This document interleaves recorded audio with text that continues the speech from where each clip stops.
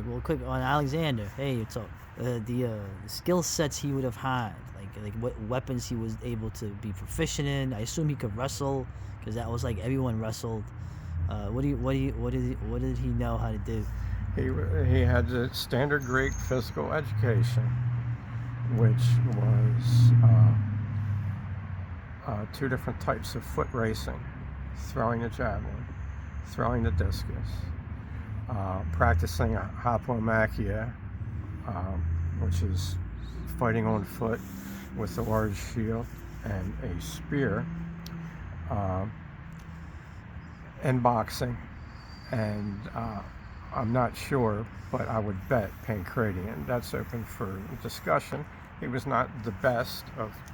He had 6 squadrons of companions, which would have been all the landowners uh, in Macedon, and I think each squadron was like 300 to 500 men, and these were all men that he would have trained with, and he didn't regard himself as better at combat than uh, than what was normal for these guys, but he declared that he was better at combat than any king, and no king wanted to test him. They all ran, nobody fought him.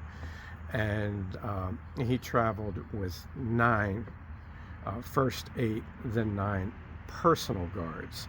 These are the guys that would basically try to keep him from getting killed. Right. His weapon would have been a shield that was probably not as big as the hoplite's aspis, but the reduced size of the aspis that was used by the Macedonian phalangites,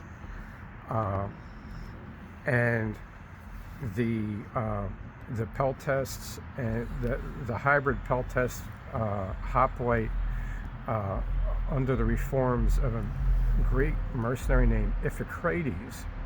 And this was a shield that was probably only about this big, that was good for a horseman.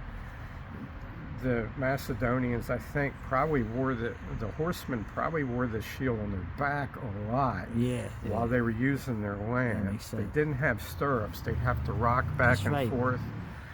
They didn't have like stirrups. almost bareback, just with a blanket on this thing, more like Comanche.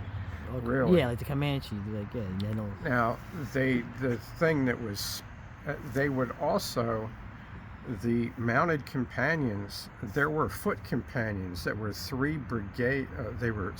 battalions of heavy hoplites with the big shields, and probably only the 11-foot spear, not the 18-foot sarissa that the phalangites used. And now this was, these men on horse, the horse companions would also dismount in rocky terrain and for sieges, and they would fight on foot like the foot companions with the smaller shield. Now, I think the difference, other than the reduction of shield size, I think the difference in the horse companion's armament from the foot companion was probably, and it's replicated in the Alexander movie by Oliver Stone, had a good military guy advising it. They probably had a very large copish, or kukri, a kukri-shaped sword that's good for when you're rocking in the saddle, and it's good for cleaving, and it's good for also stabbing downward against foot soldiers. And the greatest innovation that Alexander was part of, his father used him for this from the time he was 16 years old, was the Macedonian cavalry appear to have been the first horse soldiers that ran you down. Oh, they ran you down. That was the Scythians, the different barbarian horse soldiers, apparently for the most part, they didn't run you down until you were running away, after they had put you to flight by using their bows and arrows. And they would use an axe, like a long-handled tomahawk, to finish you off. but the Macedonians would run you down even when you were fighting in formation Nice. and facing them on foot. And this terrified pretty much everybody they fought, and Alexander was in the front. Did they use chariots? No, they did not. The horse races that were being sponsored by kings and communities in Olympia at this point no longer used chariots. They used slave guys that rode bareback.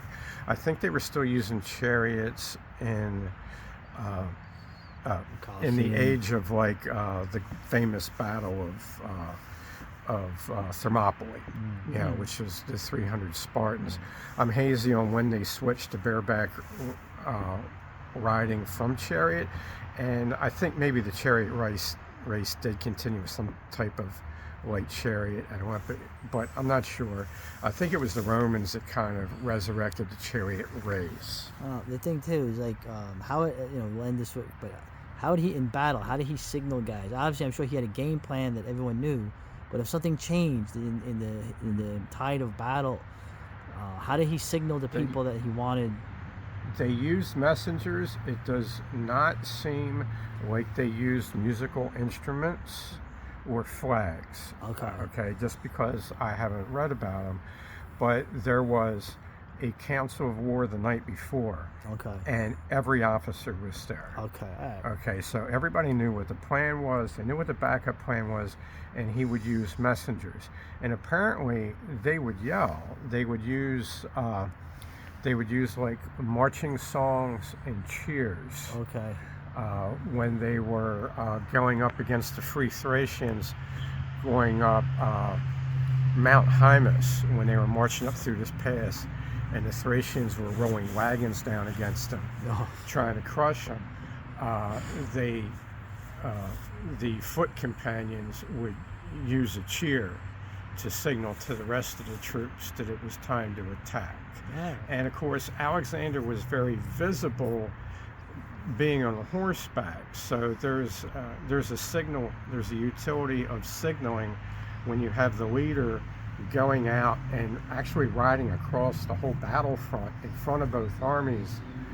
And this is a signal cue to all the other units that are largely foot units to do what their officers had briefed them in that morning to do. The night before, they get the briefing from him, and they're allowed to argue with him if they think he's wrong. Right. Okay, but it's all sorted out the night before, and the next morning the individual officers briefed his troops.